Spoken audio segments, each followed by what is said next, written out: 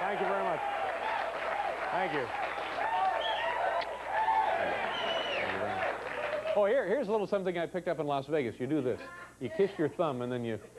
There you go. One of those. That means $1,000 marker, please. No, that's this. That's $1,000 with chips. This is... I don't know what that is. But try it hitchhiking next time. See what happens. There you go. I feel like $1 million. I had a great night last night. Here's what I did. I raced home right after the show. I got really, really drunk. And I take my TV apart, and I just gut it. And I turned it into a terrarium. It's beautiful. It's just I've got little cactuses and... Former Reagan Secretary of Labor, Ray Donovan, today or yesterday was found not guilty of fraud. Of course, he was found not guilty of fraud by a New York jury. So that verdict will go into the record books with an asterisk next to it because it's... PTL Club is in more trouble. Jerry Falwell now is saying that if the PTL Club does not come up with $3.2 million by the weekend, God will make him get a real job. So he's terrified.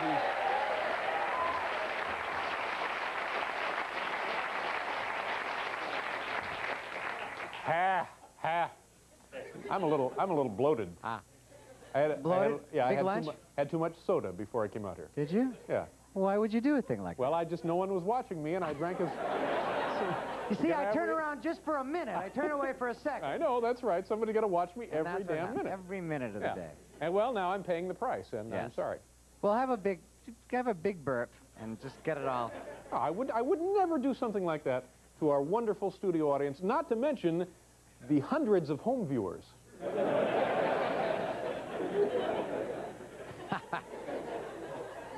I've been wrestling with a problem in my own mind for the last, it's been about 6 months. And after debating this back and forth, and the topic was, should I get cosmetic surgery? I have finally now, here's the decision I've come up with. In a couple of weeks on a vacation, I'm going to check into a Mexican hospital, and I'm going to have my lips stretched. Oh. So that's the... I don't even know what that means. I don't... Well, look at this show. I'm telling you, I came in here and I saw this lineup for a program tonight, and I assumed I was in the wrong studio. Thank you very much. Thank you. David, is Jerry Vale back again today? Oh, no, I forgot Jerry Vale. You know, Jerry Vale's a very nice man. He is a lovely guy. We got to know him in Las Vegas. We just got back from Las Vegas over the weekend. We had a great time out there, and the people were very nice. You know what I miss about Las Vegas? Showgirls. Yeah, bevies of showgirls. I'm starting to miss them now. Fabulous babes. It's wonderful. Great to work with showgirls. Yeah. But you know, when we work with showgirls, we don't degrade them. We don't portray them as No, of course bimbos. We don't degrade them. We glorify. We glorify the female form. I mentioned while I was in Las Vegas, NBC was nice enough, or silly enough, depending on how you look at it, to rent this house for me to live in while we were out there. And it turned out to be where Steve and Edie live. And I have proof. Look, I stole some notepaper off their nightstand. There it is. This is from Steve and Edie's house in Las Vegas. Can you see that down there? This kind of cosmic, mystical presence of Edie Gorman. There she is. Yeah, very nice. Did you take good care of the house? Yeah, I did, but you know, if you're watching, and why wouldn't you be watching, you're losing the wallpaper in that place is coming off in sheets, seriously. I don't know if your neighbor's got a leak, I don't know what it is, but the wallpaper literally is folding over itself, falling onto the floor in that dump you guys live in. Well, I know it. Huh? Blame it on the bossa nova, I think, is the explanation. Good idea, Paul. Yeah, and thank you. Ooh. Too much soda. Ooh, and now I just... I just spit a little something. That's all right. Betty Davis will be out here in a minute. Yes, I don't want her to know that. fitting. Sorry about that. Okay. Let's do our top 10 list. Tonight, from the home office in Scottsdale, Arizona, the category Top 10 Suggestions for Getting the Mets Out of Their Slump. The New York Mets, last year world champion, this year are struggling a little bit. Okay, top 10 suggestions for getting them out of their slump. Here we go, number 10. No longer allow fans to pinch hit. Good idea. Number 9, install helpful arrows pointing way to next base. Number 8, have Mookie challenge anger at parents who named him against opposing pitchers. Number 7, have organists play something besides I'm a Loser when Mets take the field. Number 6, convince Darryl Strawberry there's nothing unmanly about using a glove. Number 5, wear spooky mirrored contact lenses to give opposing teams the creeps. Number 4, tell players to stop admiring their championship rings while ball is in play. Number 3,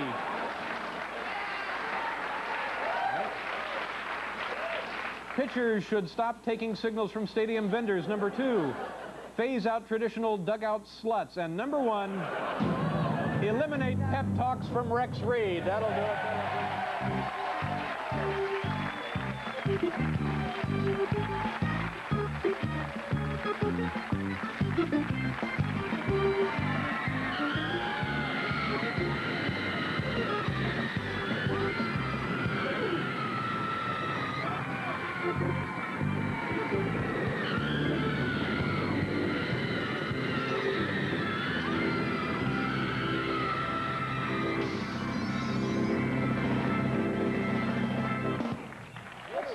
That's the most pathetic thing I've ever seen. It's so anemic. What is, we having more problems with the thrill cam? Last night it was busted, and tonight it's just barely moving. It's tired. Well, thank God this is still working. There you go, Paul. There,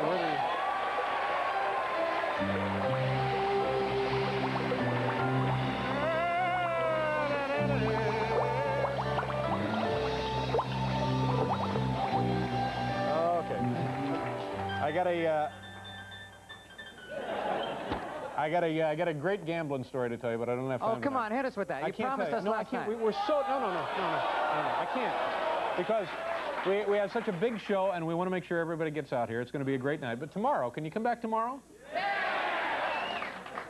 And also ask me about the head of HBO, Michael Fuchs. I ran into this guy in Las Vegas. Oh, yeah? Oh, he was just white as a sheet. This guy is in a panic because he knows cable is going under. Well. He was running around a casino just literally choking. He was going, what'll I do? What'll I do? It's going under. It's going under. There's a big convention out there, and he had to go talk to these people. And so I loaned him a couple of bucks, and he went on his way. We have here, for you folks, small-town news, items of interest culled from actual publications from all over the North American continent. Let's get to number 1, shall we? Or is there music here, Paul? No, there's no music with it. All right, well Paul would know. Here's our first item. It's from the Providence Journal in Rhode Island. City of Providence rubbish collection will be our normal schedule. Monday pickup will be on Monday. Tuesday pickup will be on Tuesday. Wednesday pickup will be on Wednesday. Thursday pickup will be on Thursday. Friday pickup will be... You know, I think I better keep this in my wallet because I'm never going to be able to remember...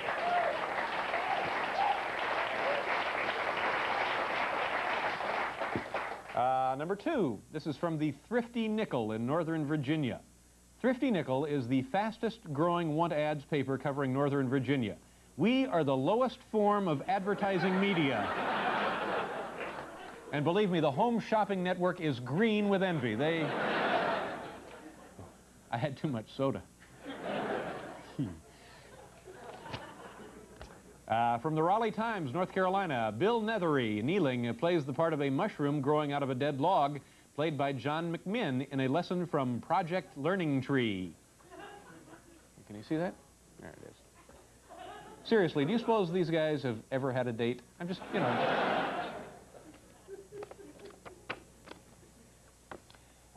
From the Chicago Tribune, boy, there's a small-town newspaper. Entries are being accepted for the 8th annual Let's Get Snapping contest. Entries can be color or black and white and must be taken at the Cedar Park Cemetery or in the Cedar Park Funeral Home. Rules, however, specifically prohibit shots of a corpse posed with a beer can in its hand. So, did you folks see this?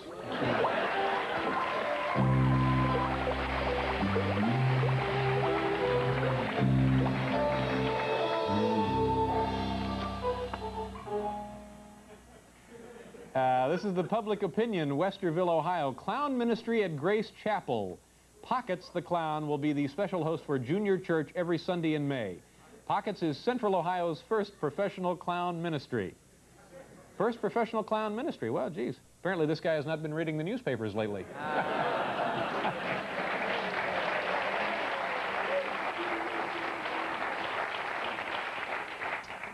Here we have something from the Iron County Review. Iron County Review, Cedar City, Utah. 1966 Ford milk truck. Something seriously wrong with engine, possibly. Make an offer. Let's see, a 21-year-old truck that doesn't run. Wow, the sky is the limit here, isn't it? I mean, this guy is sitting on a gold mine. I'd like to see you drink too much soda and then do your own show. This is from the Winnipeg Sun. Lost and found. Lost 6-month-old sheep. Kenniston Boulevard area. Rubber boots on back legs. Phone John after 6 p.m. John, we found the sheep and it's safe. And now we'd like to help you.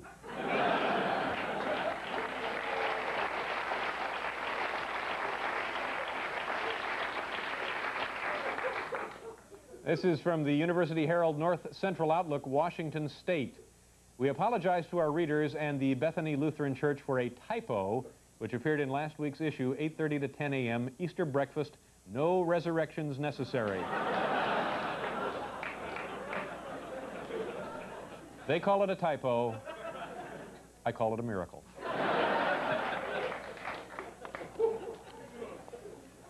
How are we doing on time? We are good?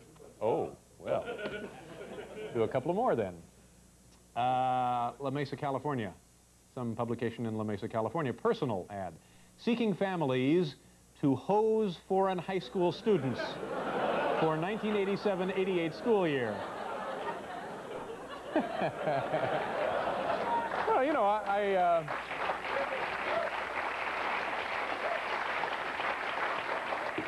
if you're going to pay their way over, you might as well have a little fun with them, huh?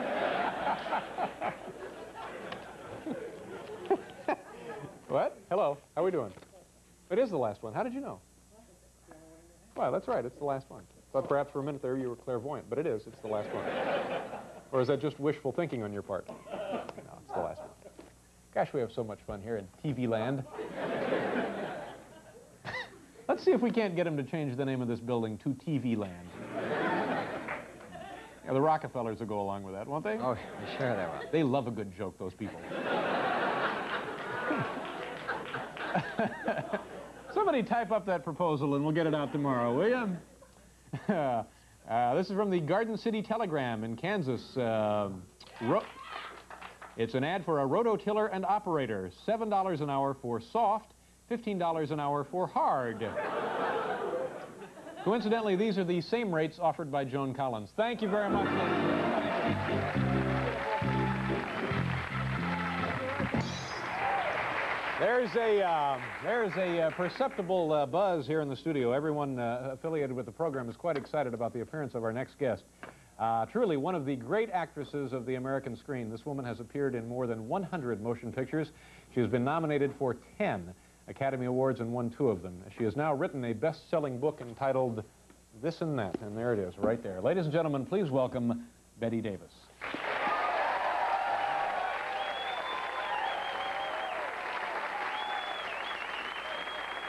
Hi. Nice to see you. How are you? Watch your step there. You okay? Okay. You all right?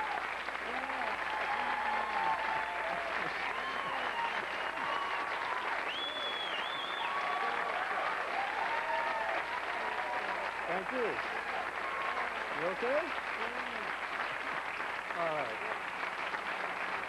Okay.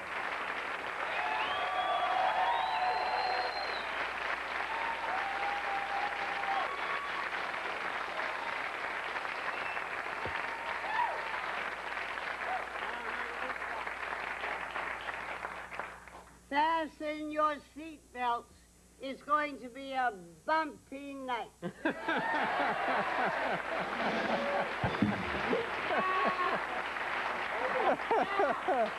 Oh, my. Nice to see you. Nice to see you. Is it all right? May I call you Betty? Miss Davis? I can call you Well, Betty, what can I? makes you the most comfortable? Well, we don't want to go into that here. I mean, we want you to be comfortable. What would make you feel better? If I could call you Betty, I would feel very comfortable about Well, all right. I'll let you do that. that. Okay.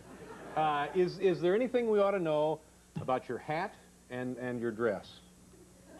Well, yes, this dress and this hat were designed by a man named Patrick Kelly. And as you see, this heart, of course, was made just for this show to wear with you. An exclusive. But this is all buttons. He is a black man from Mississippi, Patrick Kelly, and he is making a big, big way in Paris. As a matter of fact, he has a good luck symbol, and it's a little tiny black baby, and it's on a pin, and it's his good luck. So not that you need it, but will you accept this from me, I'd be happy Patrick to. Kelly? And all my best to Patrick. As a matter of fact, Mr. Kelly is now in New York, I believe. He is hoping to find some American backers for his company. And his line of fashion wear will all have this somewhere on it, like... Well, no, I don't think he's done a gown with all of those. Now, how do you know this guy? Where did you come across him? Catherine Cermak, who was my great assistant in my book and secretary to me for 8 years, has been working for him in Paris. So she brought these over to me, and I sort of thought they were suitable for your show. Well, I certainly appreciate the thought. What do you want to talk about? How old were you when you first started working in films? In film? Yeah, you were a baby, right? Just a kid? 1930. All right, I'll let you do a little arithmetic. 1930, I arrived in Hollywood, and at the moment, I am 79. How long? What age was I when I came here? You were 12. No. No, as a matter of fact, I believe I was 19 or 20. Yeah, so you were just a kid. I was young. And what was the first film you were in? A film called Bad Sister at Universal. I was under contract to them. You must have been wildly excited about the experience, right? It must have been just a thrill of your young life? No, as a matter of fact, I rather dreaded changing from the theater to films. But I felt very deeply that it was a new medium. And if I had the opportunity, I certainly should try it. Yeah. Well, and it worked out pretty well for you, didn't it? Yes, in the long run, eventually it did. Yeah.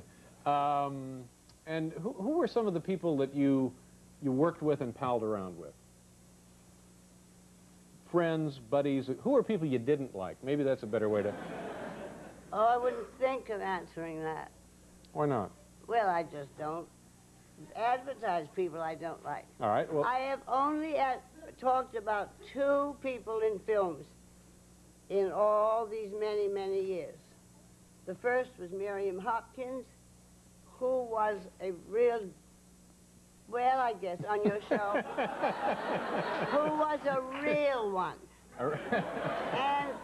And recently, 5 or 6 years ago, I worked with the second actor that I make no bones about.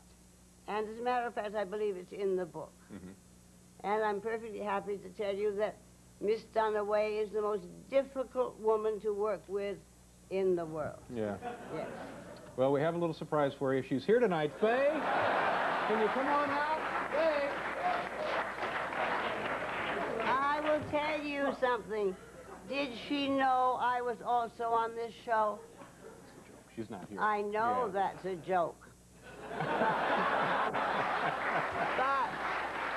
I will tell you, I will tell you, if Miss Dunaway knew I was on this show, she would not be on this show. Well, we don't want to spend the rest of our time here. But no, just as give a me. matter of fact, I came out here to sell a book. Ah. You mustn't forget that. Yes. Not that this is the only reason I am here working with you. Yeah. I've watched you a great deal. You heard we had free soda too, didn't you? Oh yes. How is your soda doing? I had a little too much actually. Didn't you have something with the soda No. that might be the too much? No, no.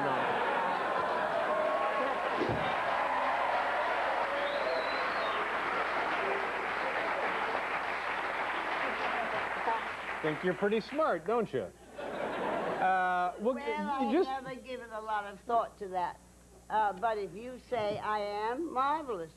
I will remember it. All right, before we move on, give me just a hint at what might have been the source of the friction between you and Faye Dunaway, just without any elaborate explanation. Just that she was impossible. Oh. She was not professional. You would sit in the heat in Denver at 110 degrees and wait for her for 20 minutes for every shot. And, oh, well, it's too long a story. Yeah. It goes Okay. on All right. and All right. on and Well, on. I appreciate your candor on And that. I am not the only one who feels this way. Yeah. Okay. This is sort of mutual. All right. Yeah. Let's talk one more about one other person, then we'll talk about the book and other aspects of your life. In looking through all of these photographs in the book, and I'm still delighted at the photographs because you're an absolutely stunning woman. But there's one very nice picture in there with you and Ronald Reagan. Now, what was he like to work with? Well, Ronald Reagan, we sort of called him Little Ronnie Reagan.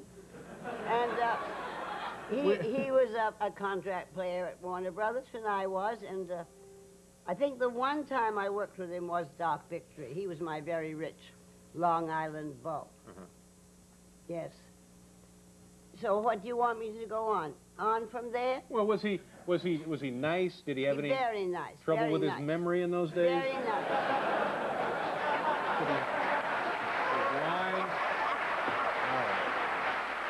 Well,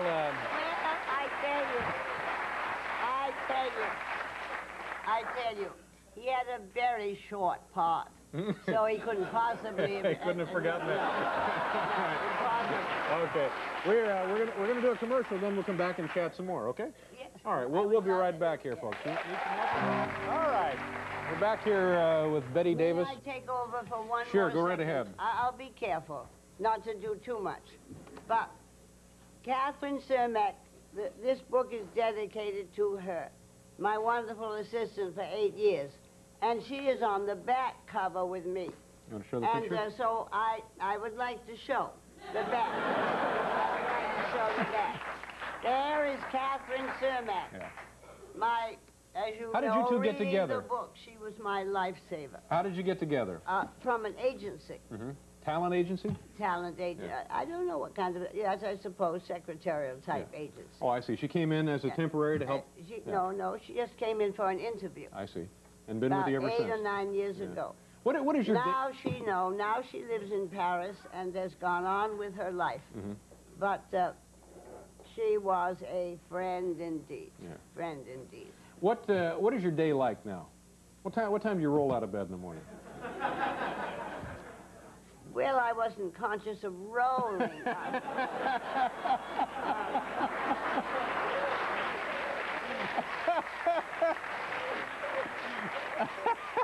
No.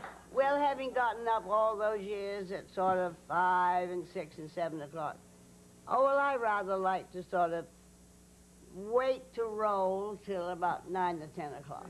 Yeah. Yes. You have yourself a breakfast? Well, hopefully there's somebody there who will help me with that. A lot of the time, of course, not with the way things are today. Yes, very hard to find people. Oh, I know. But it's hell. It is a living hell today. To Twice find people. last month I had to fix my own breakfast, and I was steamed the whole day. Well, what about your dinner? That's worse. Yeah, dinner is a problem. Actually, I fixed my own dinner as well. So what, you have some breakfast, and then do you read? You must read papers. Do you go out? What do you do? Well, I'm just sort of a housefrau who loves to be at home and not working, and sort of potter around the house and do sort of odds and ends of things. You live full time in California now? Yes, when I'm not working, I do. Yeah, Yes. yeah. And why, this is the third book, I guess, that you've written, right? Yes, the first was an autobiography, The Lonely Life. And the second was a book called Mother Goddamn, which was totally about my career. Mm-hmm. And then this and that. Yeah. Well, and why, after two books, you must have felt like you wanted to, other things you had to say, right? This book was inspired by the hope that if I told people how well I recovered from a stroke, that it would encourage many people to know they will someday be all right again. Mm-hmm. Of course, my terror was I would never, never work again. Mm-hmm. And that was my life. And I did, Mm-hmm. and I am. And I sort of wanted to make people be encouraged by all this. Yeah. Those, I'm guessing, obviously were your darkest, lowest hours when you were thinking, well, this could be it for me. I may not be able to do the things that I used to do without Well, even yes, batting an eye. I have to say, to have a stroke 9 days after a mastectomy was pretty rough. Yeah. Physically, well, actually, I have to say, Kath, never, never, never all those weeks in the hospital room, in my room with me, would say, we will make it. We will make it. And, well, the help that was to me, there is no way. Yeah. Yeah. That was a real backup for me. Terrific. Yeah. Well, good for you, and now you hope to pass some of that strength and encouragement along in the book. Well, hopefully it will encourage people, yes. Yeah. Let me ask you, but you're still smoking here. Now, what's the deal on that?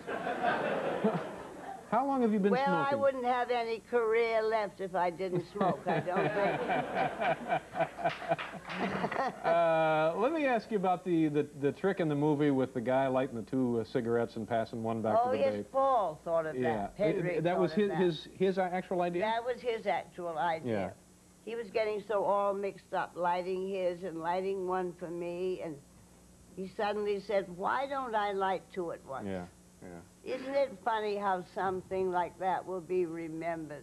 Oh, yeah, that's... Remembered always. Yeah, that's like a kind of a big-time stud thing to do now, isn't Yes. it? Yeah. Well, it's